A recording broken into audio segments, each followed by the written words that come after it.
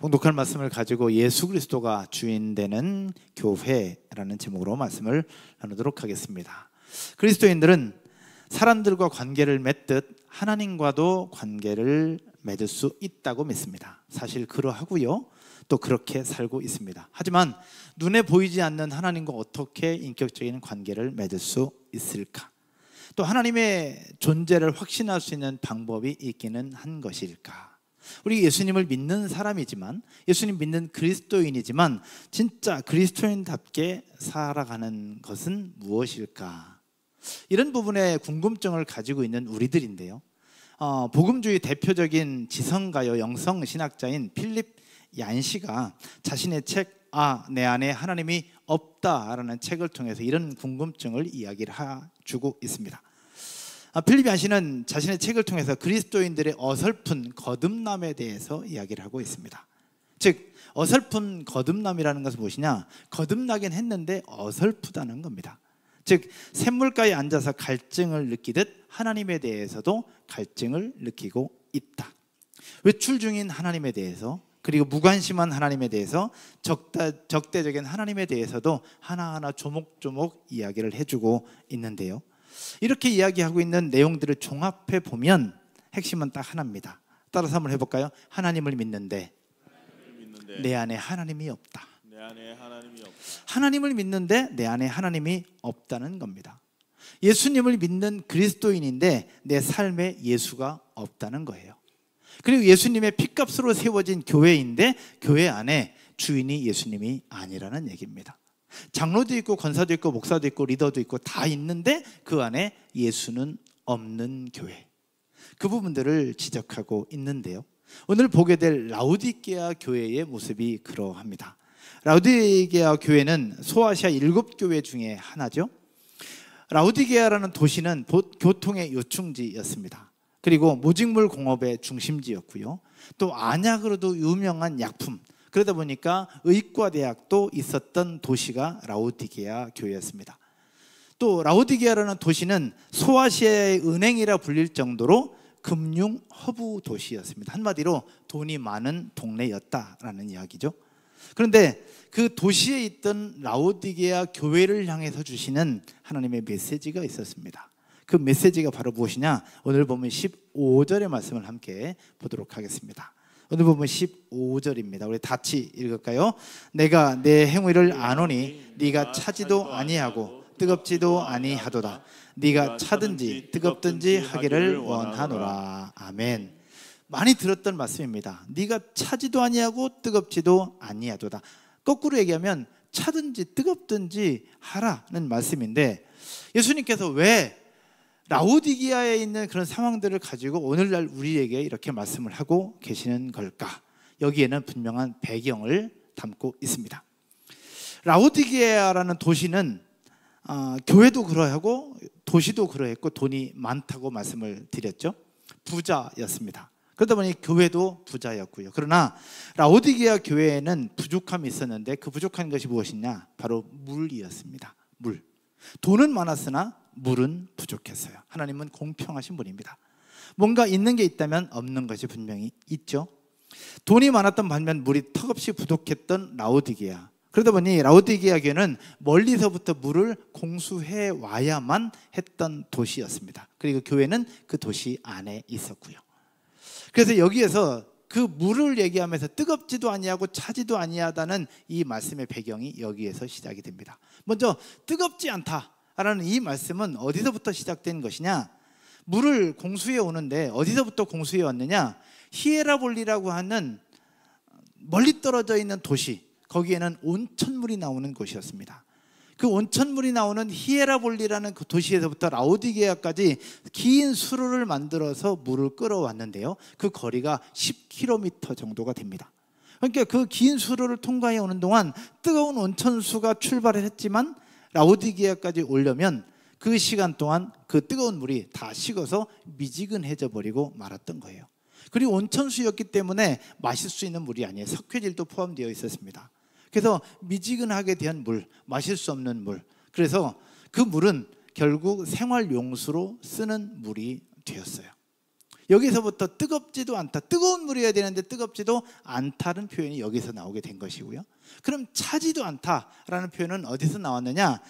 차다는 표현은 히에라폴리스 반대편에 있는 흰 눈이 덮여있는 토로스라는 산맥이 있었어요. 근데 토로스 산맥은 얼음산이었어요. 얼음산. 그래서 그 얼음물이 녹아서 흘러내리면 그 산맥으로부터 그 녹은 물이 도시까지 흘러내려왔는데, 그렇게 찬 물이 흘러내려오다 보면 또 미지근해지잖아요.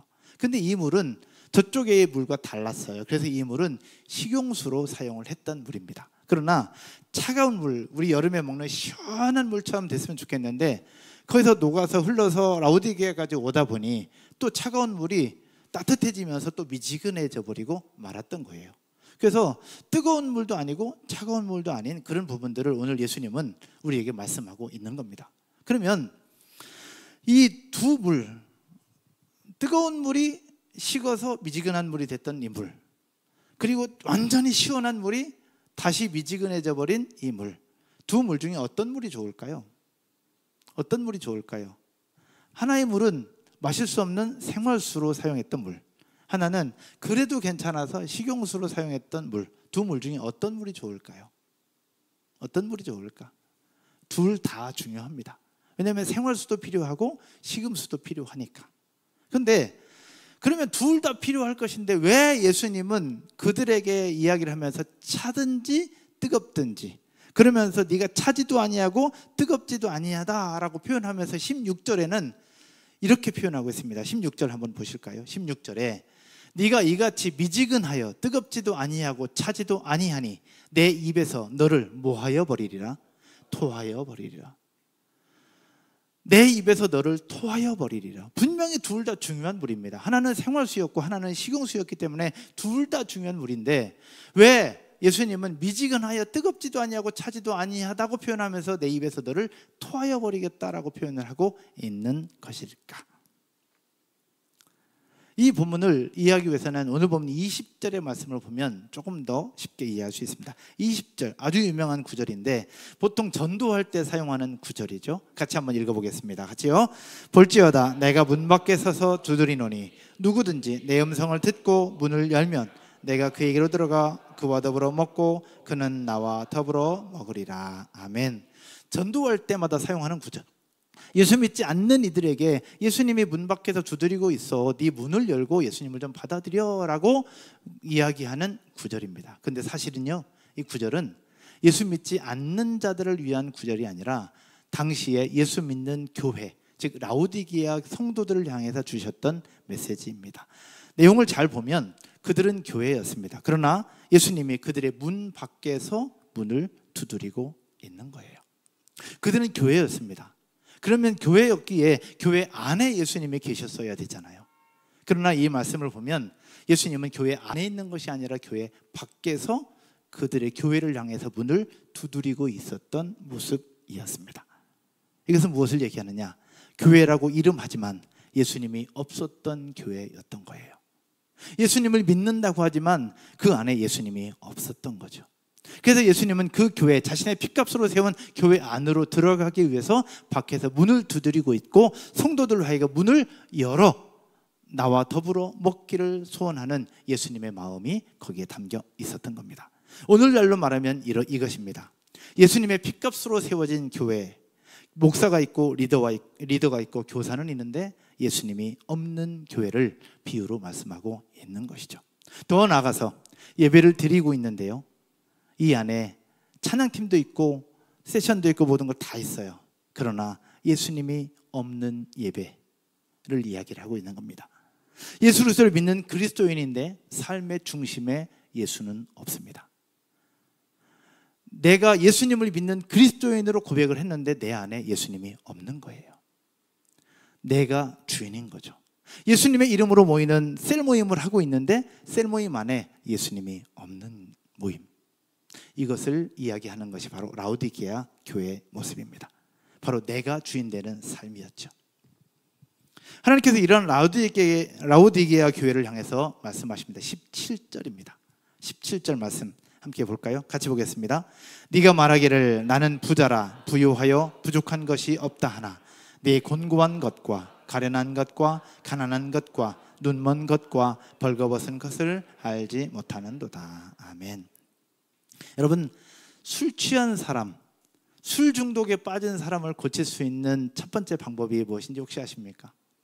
술 중독인 사람을 고칠 수 있는 첫 번째 방법, 우리 제자훈련 할 때는 제가 같이 가르쳐 줬었는데, 술 중독에 빠진 사람을 고칠 수 있는 첫 번째 방법 뭘까요? 그렇습니다.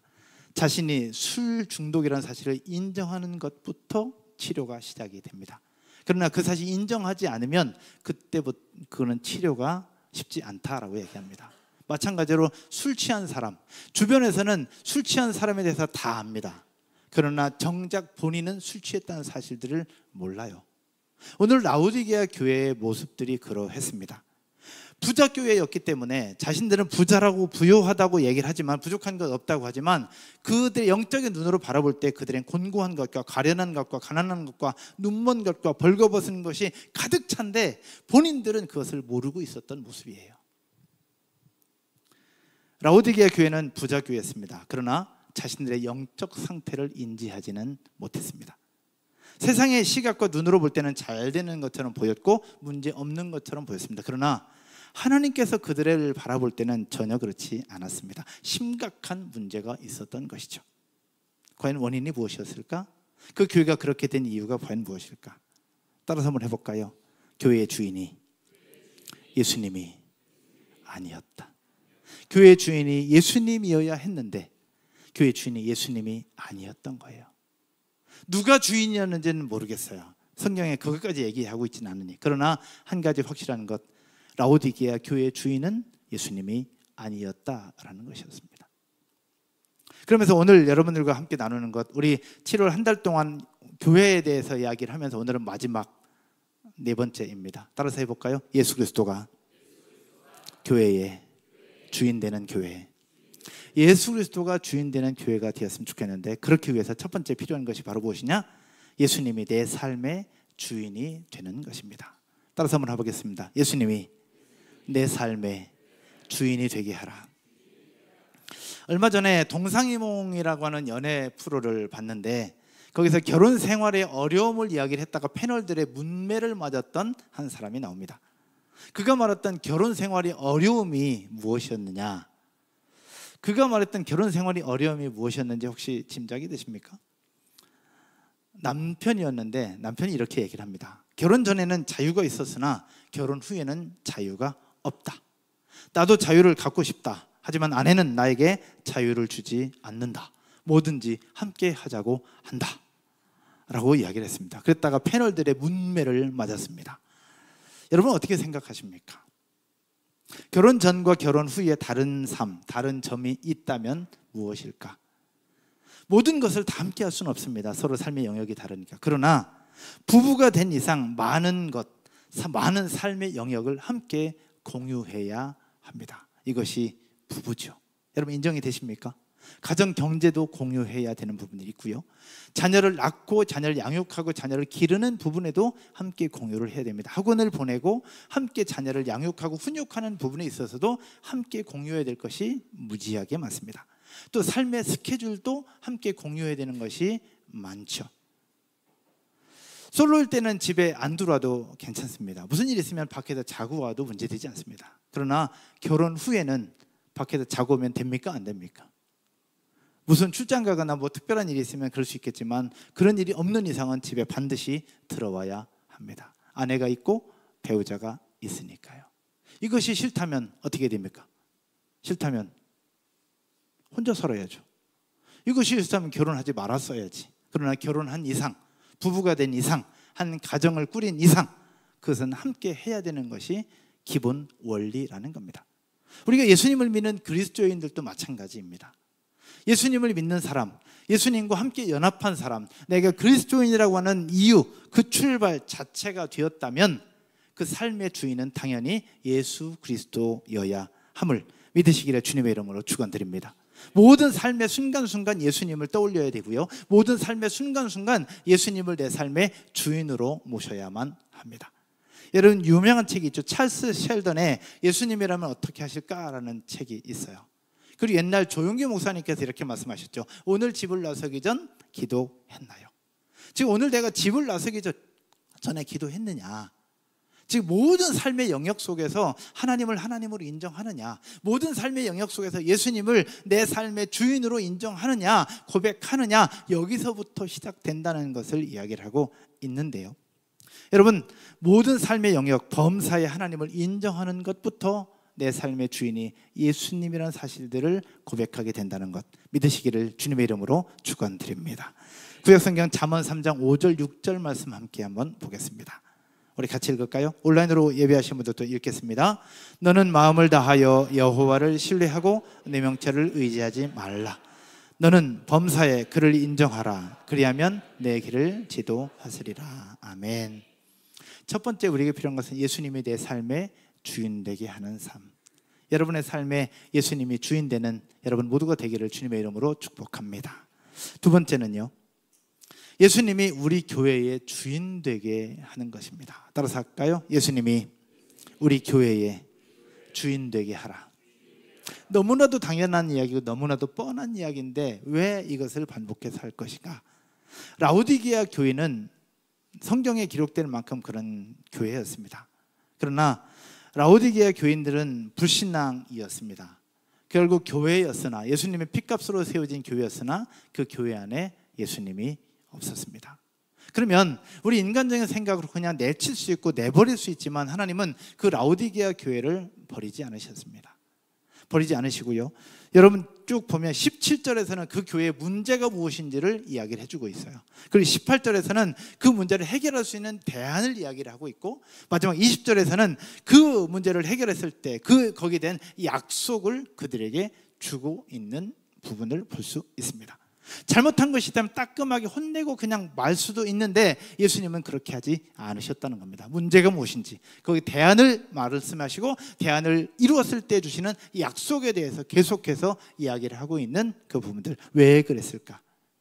그것은 바로 라오디게아 교회를 향한 하나님의 사랑이요 하나님의 소망 때문에 그러합니다. 아무리 문제가 있어도 하나님은 버리는 법이 없습니다. 고치고 기다리고 때로는 징계하고 체벌하면서 다시 회개하고 돌아오기를 기다리시고 또 기다리시는 하나님의 사랑이 라오디게아 교회 안에 담겨 있음을 믿으시고, 우리의 교회의 모습을, 나의 삶의 모습을 다시 한번 돌이켜보면서 나에게 주시는 하나님의 메시지가 무엇인지를 다시 한번 깨닫게 되기를 주님의 이름으로 축복합니다. 그런데 18절에 그 대안을 이야기를 하고 있는데요, 18절 한번 보시죠. 같이 읽겠습니다. 내가 너를 권하노니 내게서 불로 연단한 금을 사서 부요하게 하고 흰 옷을 사서 입어 벌거벗은 수치를 보이지 않게 하고. 교회가 다시 살아날 수 있는 세 가지를 이야기합니다. 하나는 불로 연단한 금을 사라. 이것은 그들의 정결한 믿음을 이야기를 하고 있는 것이고요. 그 다음에 흰 옷을 사서 벌거벗은 수치를 보이지 않게 하라. 이것은 너희들의 죄악을 깨끗하게 하라 하는 겁니다. 회개하고 돌이키라는 겁니다. 마지막 중요한데, 안약을 사서 눈에 발라 보게 하라. 그 지역의 특성이 안약이 아주 개발된 도시라고 말씀드렸죠. 그래서 안약에 대해서 이야기를 하고 있는 것인데, 바로 라오디게아 교회는 안약의 원료가 되는 약품 생산지였습니다. 그들은 유명한 안과 대학도 있었고 약품도 개발하고 약품도 생산할 수 있는 정말 안약에 대해서는 아주 유명한 도시였어요. 그러나 정작 중요한 것은 자신들의 영적인 눈이 멀어 있었다는 겁니다. 자신들의 영적인 눈이 멀어 있었고, 그러다 보니까 그 사실조차도 인지하지 못하는 자신의 모습. 술 취한 사람이 남들은 다 술 취했다는 거 알고 있는데 본인은 모르고 있는 것처럼 이 라오디게아 교인들의 모습, 영적인 눈이 멀었다는 사실들을 본인은 모르고 있었어요. 실제 일을 하는 데서는 안약을 만들고 안약을 사서 그것을 다른 사람에게 팔기는 하지만 정작 자신이 눈이 멀어 있다는 사실들은 깨닫지 못하고 있었던 자신들의 모습을 이야기를 하고 있습니다. 즉 영적인 눈이 멀어 있었기 때문에 자신을 볼 수 없었고, 자신을 볼 수 없으니 본질과 비본질을 혼동했고, 결국 자신을 볼 수 없으니 진짜 중요한 것을 놓치고 있었던 그들의 모습. 그래서 예수님은 그들에게 이야기를 합니다. 안약을 사서 눈에 발라 보게 하라라고요. 사랑하는 여러분, 라오디게아 교인들은 교회를 다니는 사람이었습니다. 자칭 예수님을 믿는 사람들이었죠. 하지만 그들은 눈이 먼 영적 소경이었습니다. 그렇게 볼 때 영적인 소경은 단순히 불신자만을 이야기하지 않습니다. 예수 믿지 않는 사람들을 가리켜서 눈이 먼 사람, 영적 소경이라고 얘기하지만 그렇지 않습니다. 교회 다니는 사람 안에도 영적인 소경들이 참 많습니다. 어쩌면 우리 안에도 영적인 소경이 있을 수 있습니다. 자신이 눈이 멀었지만 눈이 멀었다는 사실을 깨닫지 못하고 인지하지 못하는, 그러면서 다른 사람에게는 눈뜨라고 얘기하는 그런 부분들이 우리 가운데 있을 수 있다라는 이야기입니다. 이사야서 42장 20절 말씀 한번 볼까요? 하나님께서 이사야 선지자를 통해서 이렇게 말씀하십니다. 같이 볼까요? 네가 많은 것을 볼지라도 유의하지 아니하며 귀가 열려 있을지라도 듣지 아니하는도다. 아멘. 그럼 여러분은 어떠하십니까? 지난 고난주간 때 이규현 목사님께서 오셔서 말씀하셨던 믿음의 중수에 대해서 혹시 생각이 나지 않으십니까? 자신은 고수가 아닌데 고수라고 착각하고 있는 모습들, 다른 사람들의 모습은 살펴보면서 자신의 모습은 깨닫지 못하는 그런 모습들. 여러분, 믿음의 눈, 영적인 눈을 열어서 나의 영적 상태를 돌아보실 수 있기를 주님의 이름으로 축원드립니다. 그러나 우리도 인간인지라 완벽할 수 없습니다. 저 역시 그러하고요. 그래서 매일매일 엎드려 기도하며 발버둥 치고 있는 것입니다. 하나님, 목사가 눈이 멀어 있으면 성도들의 모습을 바로 볼 수 없고, 목사가 눈이 멀어 있으면 교회가 바른 방향으로 갈 수 없고, 목사가 분별력을 잃으면 교회가 건강하게 될 수 없다는 사실을 저는 너무나도 잘 알고 있습니다. 그래서 발버둥 치는 것이죠. 왜냐하면 하나님의 말씀은, 따라서 해볼까요? 많이 아는 것이 중요하지 않다. 깊이 아는 것이 중요하지 않다. 물론 많이 알아야 되고 깊이 알아야 돼요. 그러나 중요한 것은 많이 알고 깊이 아는 것이 중요한 것이 아니라, 따라서 해볼까요? 하나님의 말씀대로 살아가는 것이 중요하다. 여러분 아멘이십니까? 하나님의 말씀대로 살아가는 것이 중요하지, 많이 아는 것. 유대인들이 몰랐습니까? 유대인들은 말씀을 가르치던 사람이었는데 사두개인 바리새인들 몰랐습니까? 그렇지 않아요. 많이 아는 것, 깊이 아는 것이 중요한 것이 아니라 말씀대로 살아가는 것이 중요함을 기억하시기를 주님의 이름으로 축원드립니다. 말씀이 결론을 맺으면서요, 2002년도 대한민국 축구 역사의 한 획을 그었던 히딩크 감독이 이렇게 이야기를 했습니다. 나는 아직도 배가 고프다. 승리에 대한 배고픔이었죠. 그러면서 4강까지 올라가는 과정 속에 나는 아직도 배가 고프다라고 얘기를 했어요. 그런데 배고픔에 대해서 말했던 또 한 분이 계시는데, 지성에서 영성으로라는 책을 썼던 대한민국 최고의 지성가로 불리는 이어령 박사님. 이어령 박사님이 이렇게 고백을 했습니다. 이 시대의 배고픔은 영혼의 배고픔이다 라고요. 이 시대의 배고픔은 영혼의 배고픔이다. 이 시대 최고의 지성인이라 불렸던 그가 갈망 끝에 만났던 한 분이 계십니다. 영혼이 배고프지 않고 목마르지 않을 그분은 바로 하나님이셨습니다. 이어령 박사님이 자신의 책에서 이렇게 고백을 하더라고요. 예수님을 내 마음속에 모셔들었을 때 모든 문제와 고민이 다 해결되었다. 예수님을 내 마음속에 모셔들고 예수님을 주인으로 모셨을 때 내 삶의 모든 문제가 해결되었다라고요. 근데 전 여기에 물음표를 하나 던지고 싶어요. 예수님을 내 마음속에 주인으로 모시면 모든 문제가 진짜 해결되는 것일까? 저는 아니더라고요. 예수님을 주인으로 모신다고 문제가 해결되는 것이 아니었습니다. 예수님을 잘 믿는다고 문제가 다 해결되고 형통한다? 그렇지 않더라고요. 그럼에도 불구하고 예수님을 주인으로 모셔야 되는 이유, 예수님을 주인으로 모시면 어떤 일이 벌어지느냐? 따라서 한번 해볼까요? 세상을 바라보는 시각이 달라진다.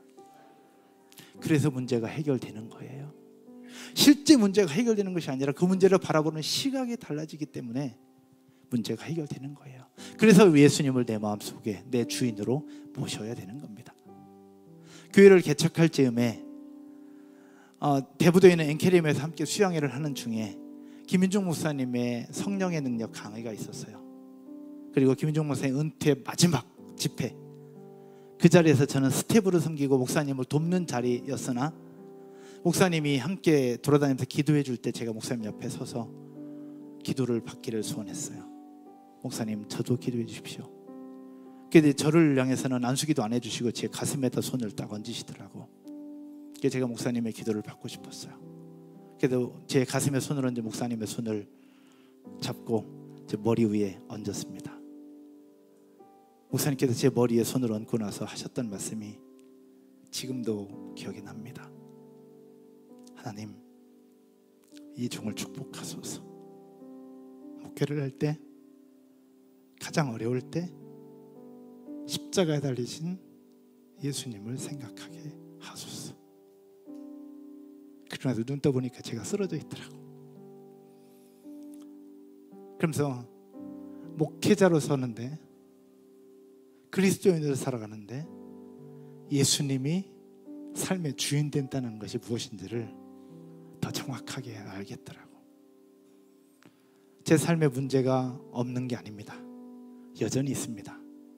그러나 예수님을 주인으로 모실 때 시각이 달라지고요, 시각이 달라지면 버텨낼 힘이 생기고, 버텨낼 힘이 생기면서 돌파할 수 있는 지혜도 주시더라고. 여러분, 목사도 사람이고요, 사모도 사람이고요, 앞에 있는 리더들도 사람입니다.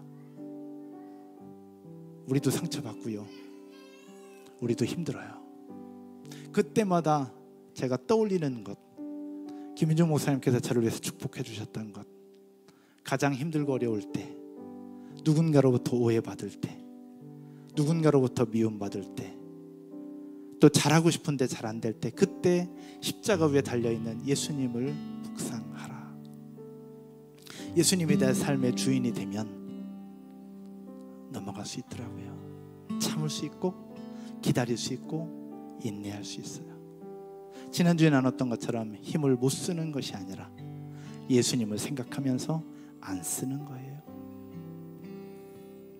여러분, 볼지어다 내가 문 밖에 서서 두드리노니 누구든지 내 음성을 듣고 문을 열면 내가 그에게로 들어가 그와 더불어 먹고 그는 나와 더불어 먹으리라. 여러분, 주님과 함께 살아가는 것 해결책은 첫 번째도 마지막도 그의 말씀을 듣고 마음의 문을 여는 거예요. 그러면서 내 속에 예수님을 주인으로 모셔드리는 거예요. 그렇게 예수님을 우리 마음속에 우리 삶의 주인으로 모시고 우리 교회의 주인으로 모실 수 있는 저와 여러분 모두가 되기를 주님의 이름으로 축원드립니다. 그런 문제가 없는 것이 아니라, 문제가 해결되는 것이 아니라 문제를 바라보는 시각이 바뀌는 것이고, 그 문제 속에서 하나님이 원하시는 것이 무엇인가를 찾고 하나님의 방법을 고민하게 되는 것, 이것임을 기억하시기를 주님의 이름으로 축원드립니다. 그런데 마지막 하나, 예수님을 내 삶의 주인으로 모시는 과정에서 가장 중요한 것이 하나 있습니다. 예수님을 내 삶의 주인으로 모시는데 가장 중요한 것 뭘까요? 내 속에 예수님 모시는 것 다 알아요. 다 알아. 이미 설명하지 않아도 다 알아. 너무나도 뻔한 얘기야. 근데 예수님을 내 삶의 주인으로 모셨는데 가장 중요한 것, 진짜 중요한 것 뭘까요? 따라서 한번 해볼까요? 내가 주인 되려고 하는 생각을 버려라. 내가 주인 되려고 하는 생각을 버리는 겁니다. 셀 모임 할 때 가장 중요한 것, 내가 리더인 내가 주인 되려고 하는 생각을 버리는 것. 그래야 모임의 주인인 예수께서 역사하십니다. 공동체를 섬기는 사역자들, 내가 사역자지만 내가 한다고 생각하지 마십시오. 우리 부서의 주인은 하나님이심을 기억하고 예수 그리스도가 주인 되게 하는 것. 우리 교회 더 행복한 교회 주인은 목사가 아닙니다. 리더가 아닙니다. 우리 교회의 주인은 예수 그리스도십니다. 목사가 주인 되려고 하는 생각을 내려놓을 때 이 교회는 우리 주인 되신 예수 그리스도께서 이끌어 가실 줄로 믿습니다. 이 사실을 기억하고 내 삶의 주인이 예수가 되게 하고 우리 교회의 주인이 예수님이 되게 한다는 사실 믿으시고 고백하고 그렇게 살아가고 그렇게 실천할 수 있는 저와 여러분 모두가 되기를 주님의 이름으로 축원드립니다. 자리에서 한번 일어나셔서 찬송 한 장 드리면서 함께